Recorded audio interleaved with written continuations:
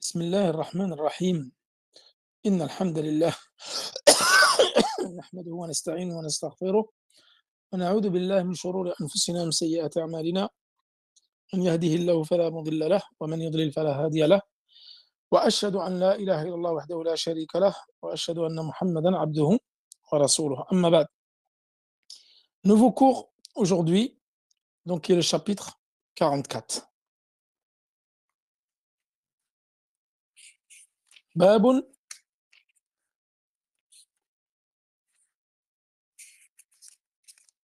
من سب الدهر فقد آذى الله.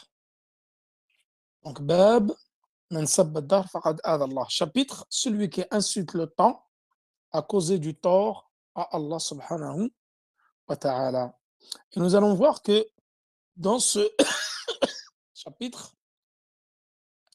il y a simplement un verset du Coran et un hadith. C'est un chapitre qui est plutôt court, comme tous les prochains chapitres que nous allons expliquer. Donc à la base, je voulais expliquer 2 ou 3 chapitres, mais par manque de temps, je vais en expliquer qu'un seul et demain, nous expliquerons 2 chapitres. Inch'Allah.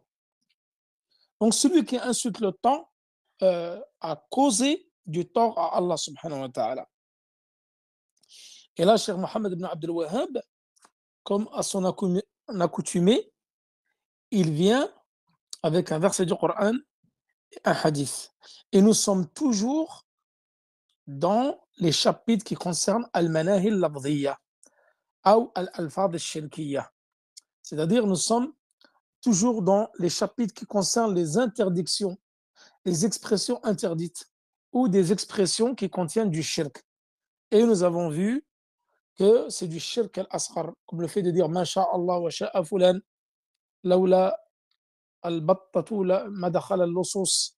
Tous les chapitres précédents que nous avons vus, si il n'y avait pas le caneton ou le canard dans la maison, les voleurs ne seraient pas rentrés. Si le navigateur n'était pas habile et le temps favorable, alors nous aurons échoué, etc. Tu attribues les causes à des gens en délaissant celui qui a permis ces causes-là, c'est Allah subhanahu wa ta'ala. Et le fait de ne pas être satisfait du décret d'Allah subhanahu wa ta'ala, nous l'avons vu la semaine dernière. Et cette semaine, c'est un nouveau chapitre, le fait d'insulter le temps. Et ça, malheureusement, c'est une chose qui est très prépondérante dans notre société. Le fait de dire, aujourd'hui, fait un sale temps. C'est même un proverbe dans la langue française, on le fait de dire un temps de chien, un temps de chien, un froid de canard, etc. Ça, c'est des expressions qui sont utilisées dans la langue française, mais ceci n'est pas permis d'utiliser cela, comme nous allons le voir, car tu insultes le temps et c'est Allah subhanahu wa ta'ala qui fait le temps. Donc, dans ce premier verset, وَقَالُوا مَا هِيَ إِلَّا حَيَاتُنَا الدُّنْيَا نَمُوتُ وَنَحْيَا وَمَا يُهْلِكُنَا إِلَّا الدَّهْرُ. Ils disent, ce n'est là que notre vie présente. Nous mourrons et nous vivons, et seul le temps ne fera périr. Surat l'Agenouillé, verset 24.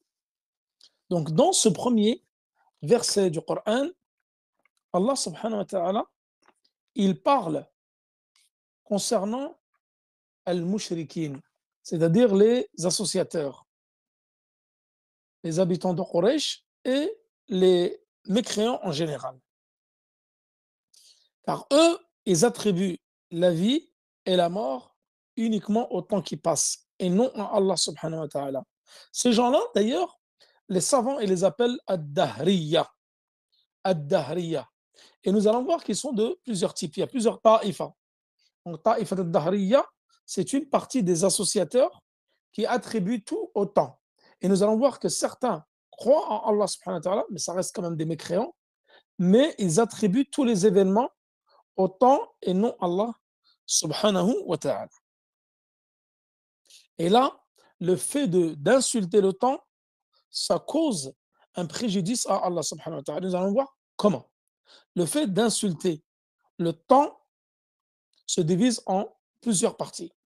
Première partie, c'est le fait, comme nous allons le voir, d'insulter le temps, mais en vérité, tu fais mention à celui qui fait le temps, c'est-à-dire Allah subhanahu wa ta'ala. Donc tout d'abord, en introduction, nous allons voir que le fait d'insulter le temps et de tenir de tels propos n'est pas permis. Donc ce n'est pas permis d'insulter le temps. Et il est obligatoire de se débarrasser de ce genre d'expression. Sale temps, temps de chien, etc. Car ça, le fait de les utiliser s'oppose à la perfection du tawhid. Nous allons voir que ça fait partie, ça peut faire partie de la mécréance majeure, du politisme majeur, et ça peut être parmi les choses interdites. Et nous allons voir qu'il y a euh, des moments où parfois on peut utiliser ces expressions-là et elles sont permises. Non pas dans le fait d'insulter le temps, mais le fait de dire, par exemple, aujourd'hui il a fait très chaud, aujourd'hui c'est la canicule, hier il a neigé, il faisait très très froid. Donc nous allons dire que ceci est permis. Donc là, ça c'est un type de propos qui est très courant parmi les gens de la masse, qui ignorent la portée de ces propos-là et qui ne savent pas que cela peut rentrer dans la mécréance majeure et dans le politisme majeur. Et à un moindre degré dans l'interdiction formelle. Et que parfois nous allons voir, ceci peut être permis, mais non pas en insultant, mais en décrivant le temps qu'il fait. Par exemple, lorsque un malheur les touche, les gens, un malheur les touche, ou une épreuve, alors ils vont insulter l'époque, ils vont insulter les temps en attribuant tout ceci au temps. Et il ne fait aucun doute que ceci n'atteint pas le temps. Et celui qui permet au temps de se dérouler et le prédestine n'est autre qu'Allah subhanahu wa ta'ala. Donc toi qui insultes le temps, donc par conséquent, tu vas insulter celui qui fait le temps et celui qui gère l'univers, c'est-à-dire Allah subhanahu wa ta'ala. Si, alors comme on dit les savants, si tu insultes le temps en sachant que Allah subhanahu wa ta'ala, c'est lui qui fait le temps et c'est lui qui gère tout ce qui se passe dans, dans cette vie-là, dans ce monde-là, alors, par conséquent, tu auras insulté celui qui a fait le temps. Et ça, les savants disent que c'est un shirk al-akbar. Ça fait partie du politisme majeur, car euh, tu as insulté le temps en croyant que c'est le temps qui permet, pardon, tu insultes le temps en croyant que c'est le temps qui fait les choses. C'est-à-dire, tu ne mets pas Allah subhanahu wa ta'ala comme étant le faiseur du temps. Tu crois, comme on dit, par exemple, comme ils disent les mécréants, c'est Dame Nature. C'est Dame Nature qui a fait cela. Ils attribuent cela à Dame Nature. Et ils excluent que c'est Allah subhanahu wa ta'ala qui a fait ces choses-là. Alors ceci est de la mécréance majeure et du politisme majeur. Le fait d'attribuer les événements de la vie, le temps, à lui-même. Et non pas que c'est Allah subhanahu wa ta'ala qui fait la pluie et le beau temps. Donc ça rentre dans la mécréance majeure.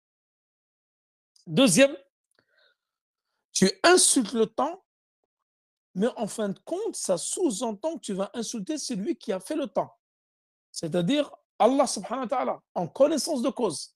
Et ceci, comme disent les savants, c'est de la mécréance majeure. Troisième type, c'est insulte le temps par rapport aux événements qu'il y a eu. Il y a eu un cataclysme, il y a eu une inondation, il y a eu une tornade, etc. Donc des catastrophes naturelles, et tu vas insulter ceci, mais non pas en l'attribuant à Allah subhanahu wa ta'ala, ni que ces catastrophes naturelles-là, c'est elles qui ont affecté le monde. Non. En fait, tu sais que c'est Allah qui fait le temps, mais toi, tu as insulté ces choses-là sans faire référence à Allah subhanahu wa ta'ala. Parce que tu as détesté ces événements-là, parce que, par exemple, ta maison était inondée, parce qu'il y a eu de la grêle, etc. Tu as eu des dégâts. Donc, tu vas insulter la neige, tu vas insulter le temps. Et dit ça où beaucoup de gens tombent là-dedans. Donc, beaucoup de gens tombent dans ce type de situation-là. Et ça, on dit que c'est muharram. Donc, les savants, ils disent, ceci est interdit. d'insulter les événements qui te sont parvenus, c'est-à-dire comme étant des épreuves, de la neige qui a affecté ta maison, une inondation, une coulée de boue, etc. Et tu vas insulter, c'est-à-dire Saltan. Saltan, il m'a bousillé ma maison, il m'a bousillé mon jardin, etc. Ceci est interdit. C'est haram. Quatrième type de situation où tu vas juste dire qu'aujourd'hui, il fait un temps très lourd. Aujourd'hui, il fait très chaud. Aujourd'hui, il fait très froid. في أيام نحسات قال الله تعالى في أيام نحسات في يوم ناحس مستمر وقال هذا يوم عصيب قال سبع شداد. C'est-à-dire qu'Allah subhanahu wa ta'ala, il évoque dans différents versets où, concernant, par exemple, cette année difficile, des années de sécheresse, ça c'est un jour, en parlant du jour de la résurrection, qui va être très dur pour les gens et qui va être mustamir, sans discontinuité. وقال هذا يوم عصيب, c'est un jour terrifiant. Donc ceci, هذا من باب الإخبار, comme on dit les savants, من باب الإخبار. Tu dis aujourd'hui il y a la canicule, aujourd'hui il fait une forte chaleur, hier il a neigé, il faisait -10, etc. من باب الإخبار, c'est-à-dire que tu n'insultes pas le temps, mais simplement tu informes qu'aujourd'hui il a fait très, très mauvais, aujourd'hui il a beaucoup plu, aujourd'hui il a beaucoup neigé, etc. Mais tu n'insultes pas le temps. Ils disent هذا جائز. Les savants ils disent ceci est permis, il n'y a pas de mal à dire cela. Donc tu as 4 jugements. Les 2 premiers, donc, c'est de l'associationnisme du shirk et de la mécréance majeure. Le 3e, c'est haram, c'est interdit. Et le 4e, ceci est permis. وقالوا ما هي إلا حياتنا الدنيا نموت ونحيا وما يهلكنا إلا الدهر وما لهم بذلك من علم إن هم إلا يظنون. Donc là, Allah subhanahu wa ta'ala, il dit وقالوا ما هي, en parlant des mushrikoun, ce n'est là que notre vie présente. Nous mourrons et nous vivons, et seul le temps nous fera périr.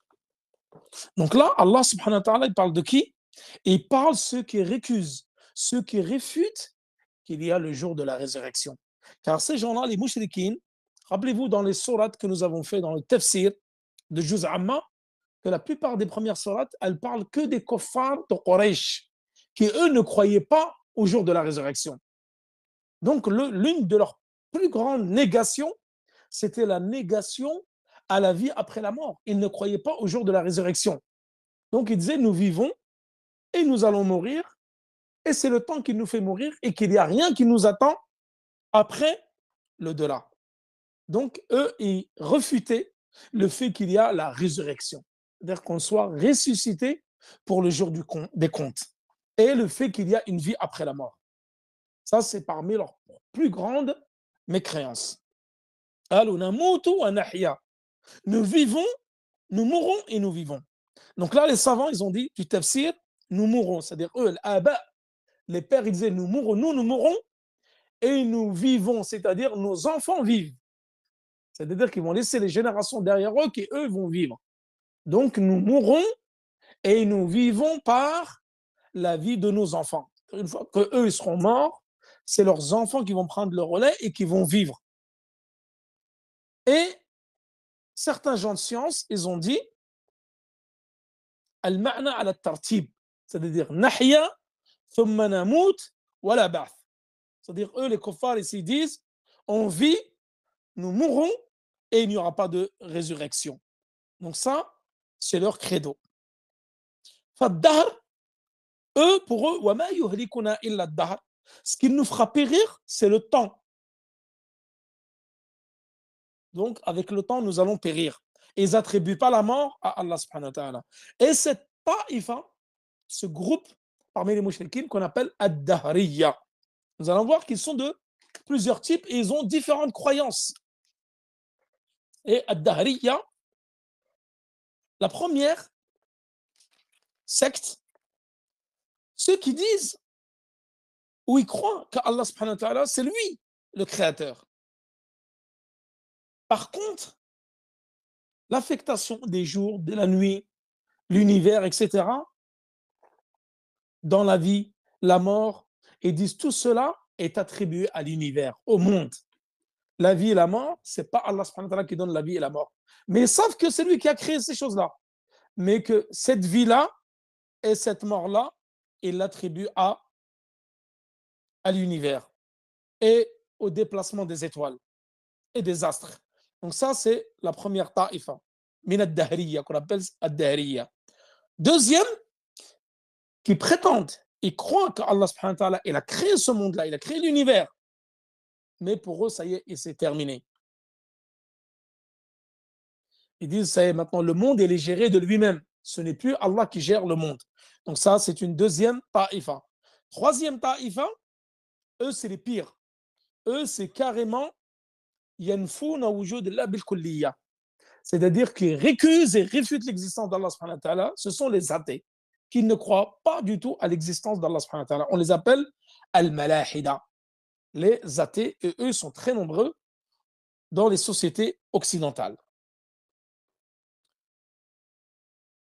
Donc là, vous allez me dire, quel est le rapport avec le fait d'insulter le temps?